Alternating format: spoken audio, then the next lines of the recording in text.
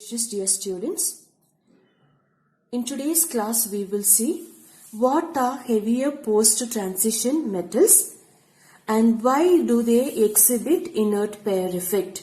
Now before that I would like to tell you in short what's the meaning of inert pair effect that you have learned it in the previous class.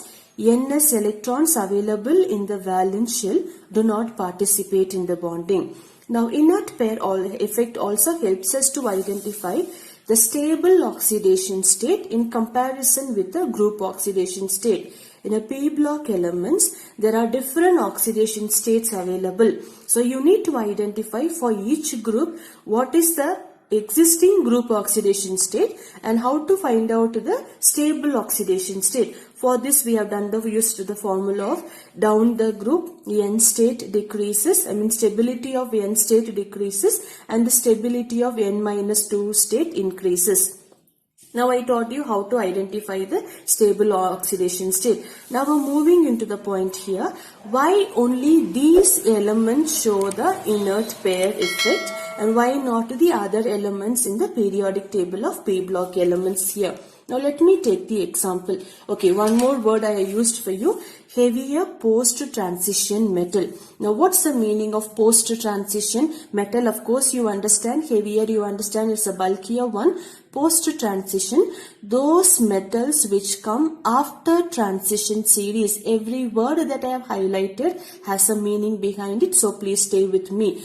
Heavier post-transition metals. Now these are called as a heavier post-transition metals. I will directly show you with the periodic table. Remember the word post-transition. These elements come after transition elements. Heavier and the metal you understand. It's not applicable for a metalloid or for a non-metal, only for a metals.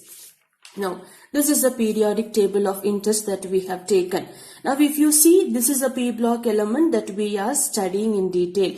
Now group number 13 for example I have taken, leave about the radioactive element. Now group number 13, boron is a metalloid, aluminium is a metal, but if you look here, I have not taken aluminium in this list. What is the reason? Condition number 1, it should be heavier one. Condition number 2, post-transition metal. I told you post-transition meaning the elements that follow after the transition elements here. Now aluminium, do I have any transition elements here? No. And you also know the D block elements are called as a transition elements. Transition series begins from scandium and it ends, it goes on the fourth period till zinc here. Now gallium we had taken. If you look here, gallium I had taken. Before gallium followed by the transition series. So I've got a zinc here.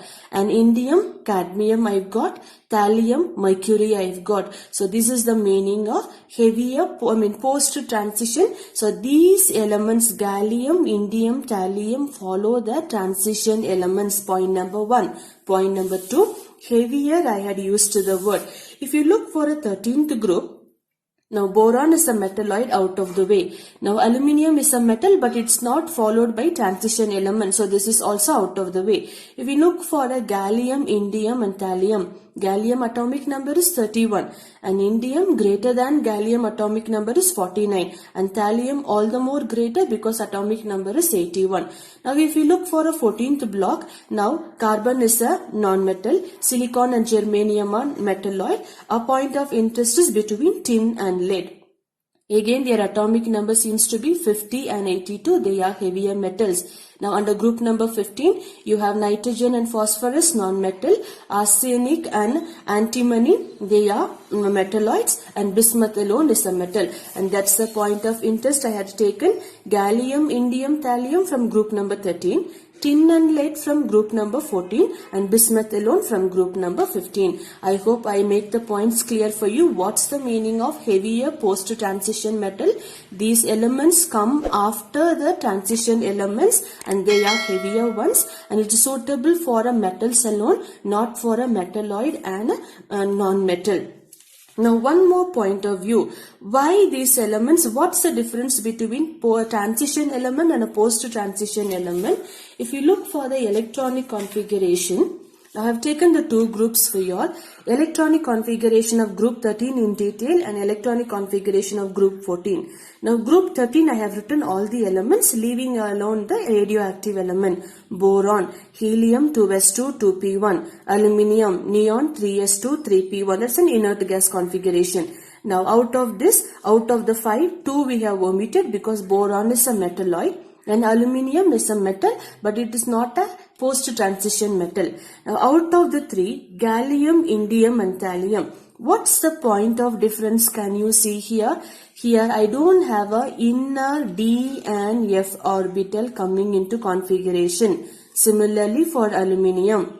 But when you look for gallium, indium and thallium, you see here inner D and F orbitals coming into force. When inner D and F orbital comes in, what takes place? Poor shielding takes place. What's the meaning of shielding?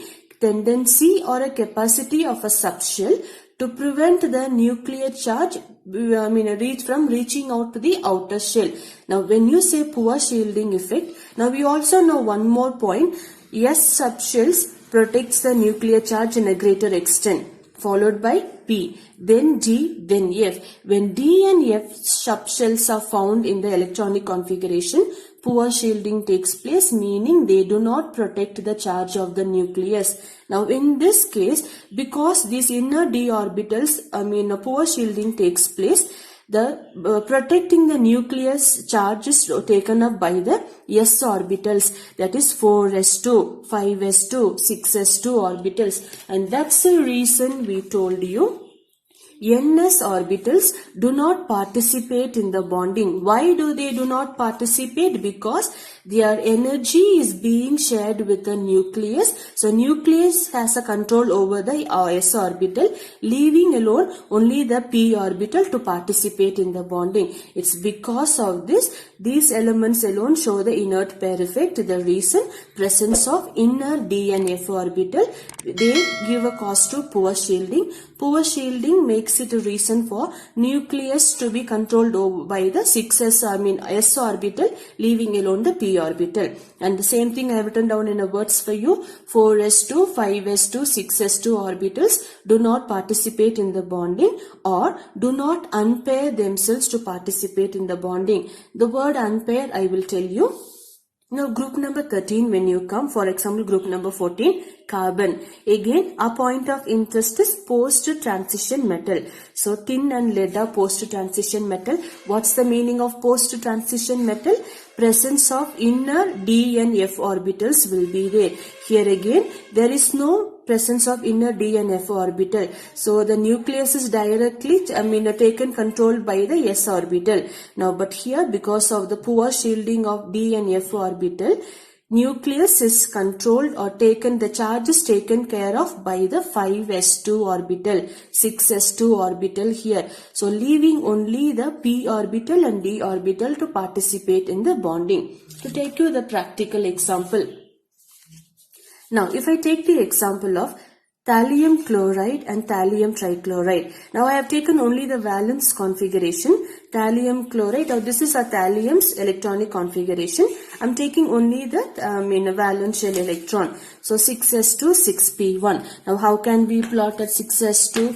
Now that can be 6s2, 6p1. Done. Now this is for 6s and this is for 6p. Come back for chlorine. Atomic number is 17. So when we plotted the configuration, 3s2, 3p5. So 3s2, 3p5, 1, 2, 3, 4, 5 are over.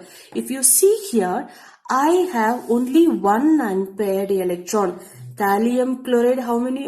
Chlorine atom I've got only one. This atom, now how many unpaired orbitals are available for me? Only one. So this one comes here. As a result, I get a new formation, that is 6s orbital. Here one from thallium atom, one from chlorine. So together they give rise to thallium chloride. Come back to thallium trichloride. Again of the same configuration, 6s2, 6p1. So 1, 2 and 1 here. Chlorine of same thing, 1, 2, 1, 2, 3, 4, 5. Here again if you see, only one unfilled orbital I've got. But thallium chloride, when you say 3 chlorine atoms of 1 chlorine gives you 1 atom. So 3 chlorines will give you 3 atoms, 3 electrons, 3 electrons. But how many available orbitals are there? Only 1. So what happens here is, now the electron that from 6s and 6p, the electron from s orbital gets excited to the p orbital. So now if you see the number of available orbital, 1, 6s, 1 is moved to the p orbital. So here 1 and here. So together availability of 3 orbital is being made. Now chlorine atom electrons from chlorine will come in, form a bond, giving rise to thallium chloride. Now you tell me, between the formation of thallium chloride and thallium trichloride, which one will require less energy? Naturally, thallium chloride, because it just a pairing up of electron takes place. Here, before pairing, 6s electrons, the word if you remember, the s orbitals do not unpair themselves that easily.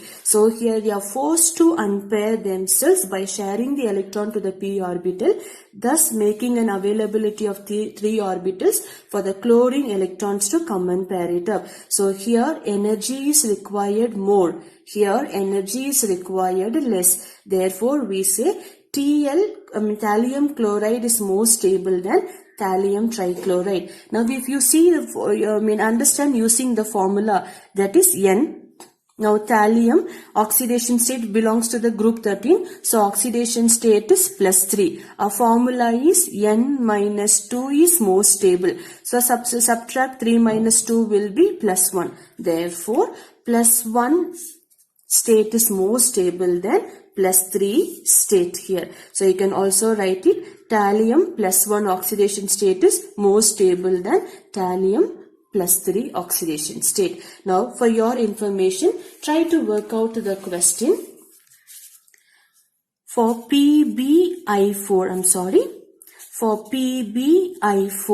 and PbI2, try to identify out of these molecules which one is more stable. There are 2 methods for you. One, calculating based on their oxidation state, finding out the stability. The other one, plotting the electronic configuration for the molecule formation and finding out which is the most stable. The 2 ways also you work out. The answers for the link of the answer description, I will give it. I gave you my heart.